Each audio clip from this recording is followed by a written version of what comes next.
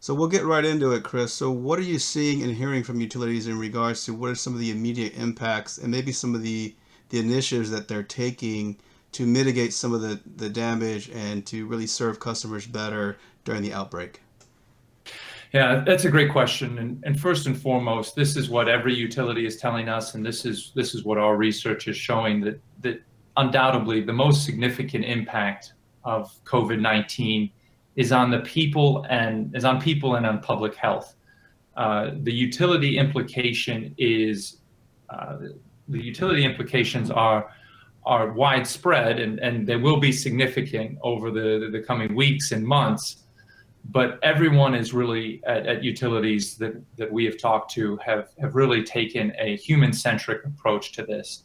Zpryme has been able to chat with dozens of utilities around the United States and in Canada to understand some of the programs that they're putting in place.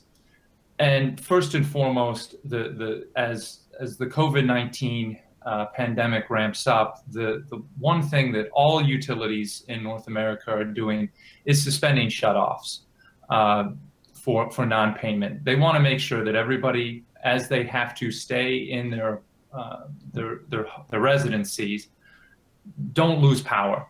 That's first and foremost. Mm-hmm. So across the board, we're seeing that from utilities. Some of the longer term impacts that utilities might be facing, we just don't have enough data in the United States to say that it is definitely going to happen. Some of these things will definitely happen, or other situations might not occur. What we can do is extrapolate from what utilities in China experienced in January and February, and we can extrapolate what utilities in parts of Italy saw in the first part of March.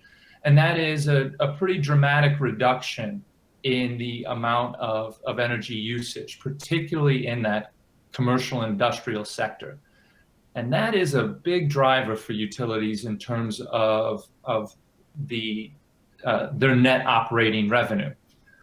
So this has even as they are acting as good social stewards, there is a potential for the next few months of people just using less gas and less electricity, and consequently not as much opportunity for utilities to make money.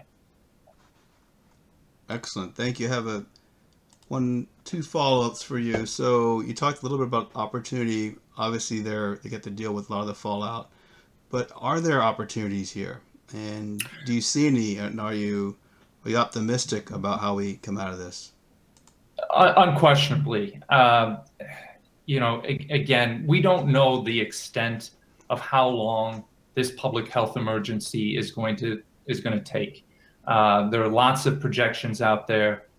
We at Zpryme are studying this very closely, but what we can say is that on the back end of the recovery part of this pandemic and the recession that is corresponding with it, it is clear that the federal government response in the United States is going to be to have significant investment in infrastructure and grid modernization. Just looking at the period post the 2008 crash and the recession that occurred, there were hundreds of billions of dollars spent in grid modernization efforts in the early part of the 2010s and beyond. We're looking at a scenario right now where that amount of money could be dwarfed by how much investment both the public sector and then private entities put in to improve everything from AMI infrastructure to smart line sensors to smart street lights, broad infrastructure projects on transmission, distribution, and really creating that digital utility. So there is going to be a significant opportunity for clean tech and green tech opportunities and digital transformation for utilities over the next 6 to 36 months. Got it. So turning a little bit now to customers. So obviously, I think a lot of customers definitely feel some relief knowing that the utilities are not going to shut them off, and some of the businesses Right. as well. But maybe looking a little forward, how important do you see this customer engagement and education point programs being? How important is that to the full success of the utility, not just in the short term, but even the long term, thinking about programs they're going to be launching that you talked about from some of this investment coming? How important is that education engagement piece now? Would you say it's highly important, it's of most important, and just would love to get your thoughts there. Yeah, I look at this in the short term and then in the long term. Right now, utilities are a trusted source of information and a reliable source of information in these troubling times. We're about to enter the spring and summer storm season, and to compound the issues of the COVID-19 pandemic with spring and summer storms, that's going to be a potentially very difficult situation for utilities and their customers. Fortunately, a lot of utilities have made significant investment in the last several years to update their outage management systems, particularly coming out of Hurricane Sandy in 2012, but onward over the last 8 years. They've really made this investment to be better prepared to respond to natural disasters and communicate with their customers. So that's going to come in real handy in this short-term period of a few weeks to a few months, as utilities are that trusted source of information, both about COVID-19, but then emergency response and anything that happens in addition to the pandemic.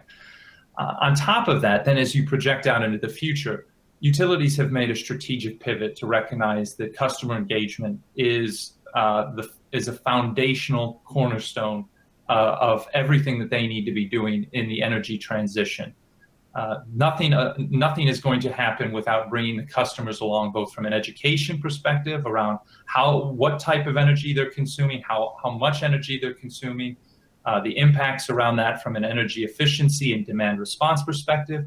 But then as customers become more inclined to sign up for green programs, getting some of their energy use through wind and solar, whether it's rooftop solar and distributed energy resources or utility scale solar and wind, communication with the customer is paramount.